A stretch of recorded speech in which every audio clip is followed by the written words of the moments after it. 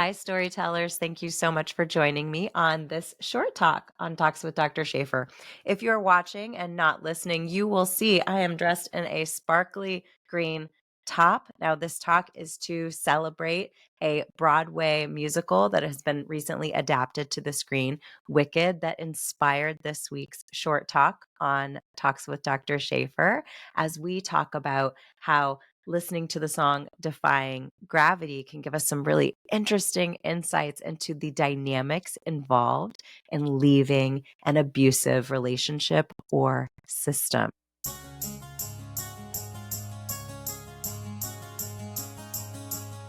Hello, everyone. I'm your host, Dr. Shafer of Talks with Dr. Shafer. I'm a physician, mom, life coach, musician, author, publisher, and I am passionate about using storytelling as a tool to help you reclaim your story and build your most beautiful future. On this week's short talk on Talks with Dr. Shafer, I want to reflect on an experience I had in a movie theater this week and how leaving an abusive situation is like defying gravity. This week, I went to see the cinematic adaptation of the musical Wicked in theaters. Of course, I'd heard much about the musical over the years, but other than the song Popular being used as a viral background song on TikTok, I'm embarrassed to say I had not experienced the soundtrack nor the musical truly before. Wicked, the Broadway musical, is a loose adaptation of Gregory Maguire's 1995 novel, Wicked, The Life and Times of the Wicked Witch of the West. The musical shares the story of how the very different Glinda the Good and Elphaba, who would come to be known as the Wicked Witch of the West, came to be friends when in school. I was struck immediately by the exquisite care taken by the writers and the cast to highlight the inner worlds of the characters and to show through song, expression, style, and their relationships how their belief systems were affecting their decisions as they met new challenges and new people in their lives. When Elphaba is faced with an unfortunate, earth shaking truth, she has to decide if she will uphold the lie and go against her own values and beliefs, or if she will choose to live with the truth and move within the world as it was, being true to who she truly was and what she believed in, which meant leaving behind everything that she had known so far.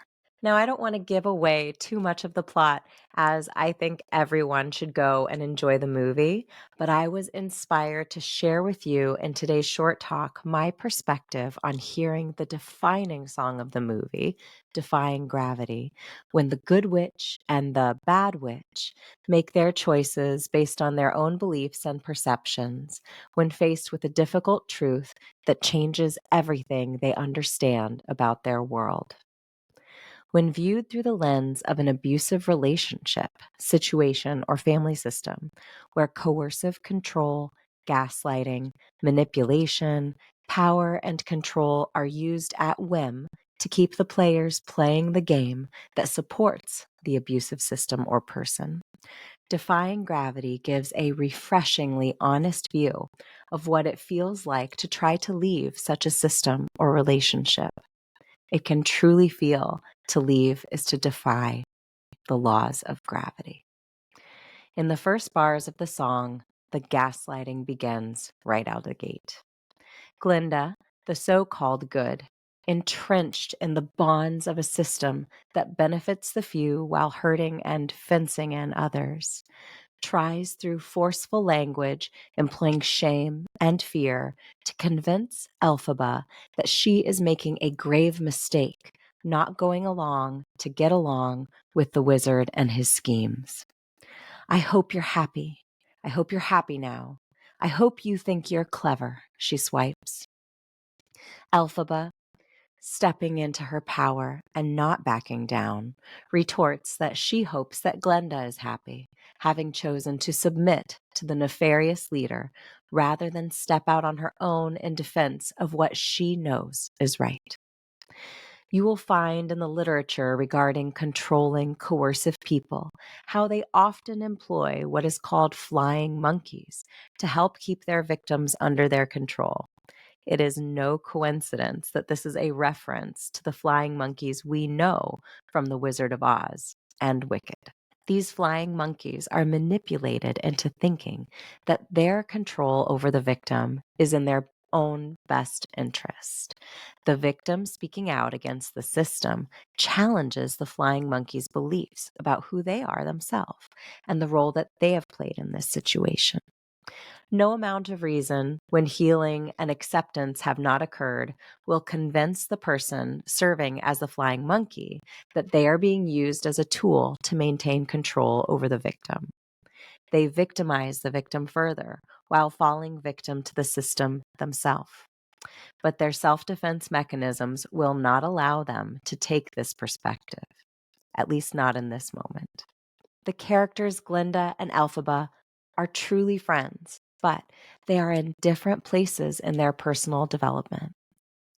Elphaba has faced adversity throughout her life, and through overcoming those challenges and through her friendship with Glinda, has come to see her own strength and what truly matters to her.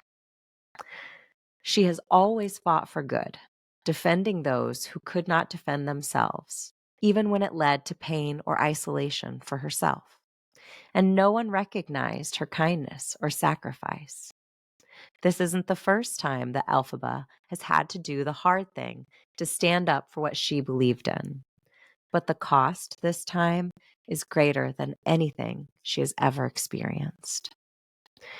In that moment, she quickly has to understand not only the cost of not going along with the powers that be, but also the cost of abandoning herself and the values that define her, that make her who she is. To act in a way that serves the wizard but goes against who she is at her core, she does the calculus, and she understands that that is a cost far greater than losing the supposed love and admiration that can only be bought by her silence and submission. Glinda says, "You can still be with the wizard, what you've worked and waited for." And it is true. You see, the wizard knows that Elphaba would be abandoning herself to support him, but he also knows of her great power and strength. And despite understanding that he would be taking her allegiance by force rather than earning it, the wizard would happily take her back into the Emerald City to play pretend and harness her gifts and strength for himself. Not because she wanted to, not because he earned her trust, but simply by forcing her to. For alone, the wizard is weak and powerless, but with Elphaba, with her support and acquiescence, his dreams of ultimate power can become a reality. But Elphaba is made from different fabric. She cannot in good faith pretend to be someone that she is not. She recognizes finally her true worth, that what makes her different is what makes her incredible, strong, unique, and a force to be reckoned with. And she can either choose to give her force, her energy, her power to the wizard, or she can choose to channel it to live her own life out on her own, outside of the glittering Emerald City, without the false security of its sparkling walls and fanciful facades. "You can have all you ever wanted," Glinda tries to encourage Elphaba. "I know," Elphaba responds, "but I don't want it. No, I can't want it anymore." Because once the mask had fallen and she had seen the true face of the Wizard of Oz, the truth behind the glitter and pomp, what laid behind the facade, she understood that she did not want to be any part of it. She simply could not without abandoning herself. Because she'd finally accepted who she was, she no longer saw herself as an outcast, but as an upstander, as someone who was strong enough to stand up in the face of power and take back control over her own destiny, No matter what the cost, she would not be a part of a family or a system that harmed others to maintain its power. Something has changed within me. Something is not the same, Elphaba tries to explain to Glinda. Once the person who's being controlled in a system that operates on coercive control, power, and manipulation realizes the rules of the game, they cannot unsee it. They can no longer close their eyes and just keep going along. Once Elphaba sees the truth, she could not unsee it. Once Elphaba saw the truth, it could not be unseen, and she recognized that she had been willingly going along, trying to learn the steps to the dance, trying to play in everyone else's game, rather than learning how to lean into her own path and determine what she wanted her own story to be. She had been playing a role instead of being herself, caged by the character that she was playing. Too late for second guessing. Too late to go back to sleep. It's time to trust my instincts, close my eyes, and leap, she sings, stronger and stronger. It's time to try defying gravity. And that is exactly what she must do to escape the cage of the character she's playing and to write her own story. The weight of everything she's picked up along the way to try to be good has only been weighing her down and keeping her where the abusive system wanted her to be, small and contained, using her gifts for others, even when their aims were nefarious. When she decided to put those limiting beliefs, expectations, the gaslighting, and the shame down, and to lean into her power and her purpose, Elphaba understood that if she simply tried, she could defy gravity. She could break free of the bonds of the system that dressed up their abuse of her as love. Glinda doubles down at this point, unknowingly, on her gaslighting, telling Elphaba that she is having delusions of grandeur. Very interesting language that is often employed. In reality, Elphaba is daring to believe in herself and see things as they are, and not in the false glory and false god, so to speak, that they wanted her to see in the wizard. But in order to help contain Elphaba for the wizard to make him happy and keep her small, Glinda was trying to make her seeing the truth in herself, when in reality, to choose to go along with the facade being put forward by the wizard after the mask had fallen and Elphaba understood the truth behind everything that had been happening in the story, that would have been delusional. But as we've said before, the character Glinda is not in a place in her development where she is ready to accept the truth. And so her perception will stay of one that is accepting the lie as the truth and seeing Elphaba's perspective as delusional.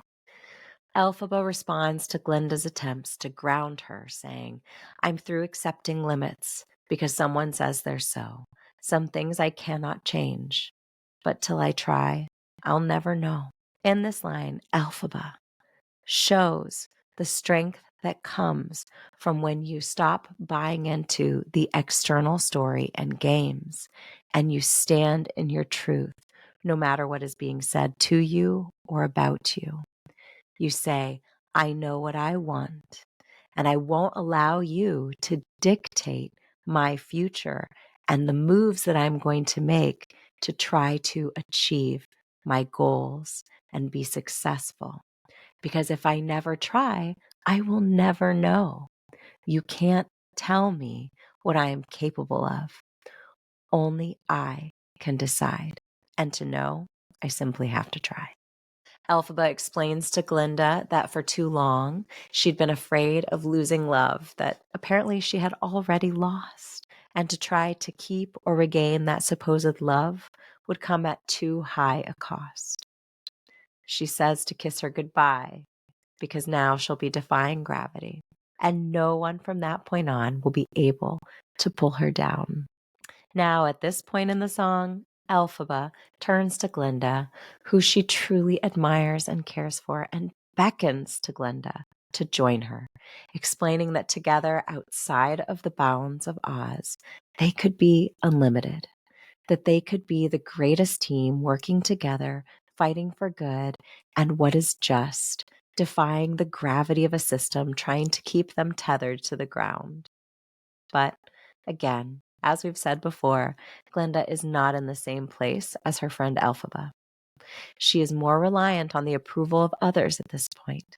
She has not learned yet that to truly defy gravity, she has to cut herself free from external ties, external expectations, and her need to please others, to feel a sense of worthiness.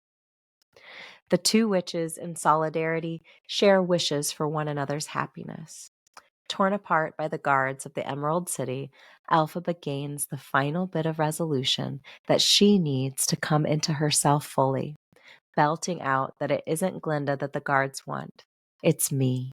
And Elphaba chooses her future, telling everyone where to find her if they choose to, and that she will be flying true to herself, perhaps alone, but knowing that she had not abandoned herself to this wizard or to any other, that she had stood by her morals and stood up for those without a voice.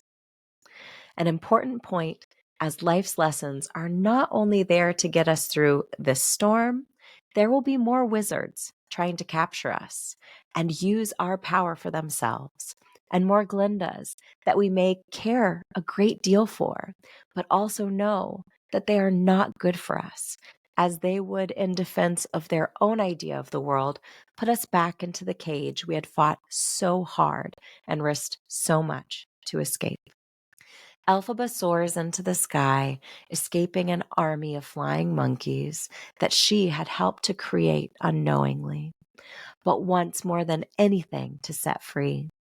But all she can do in that moment is to lean into her own unlimited potential and never let anyone ever again cage her.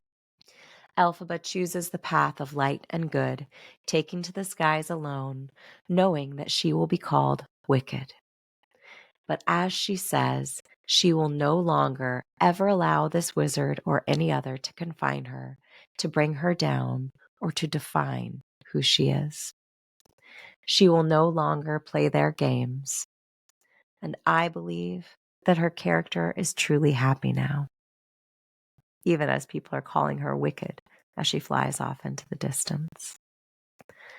What did you take away from the movie Wicked if you've seen it? What songs affected you? And what lessons did you take not only for yourself, but also for the ones you love? I would love to hear your stories and impressions. Please comment on today's episode and head over to drshaferstadronova.com and contact me to share your experience and takeaways.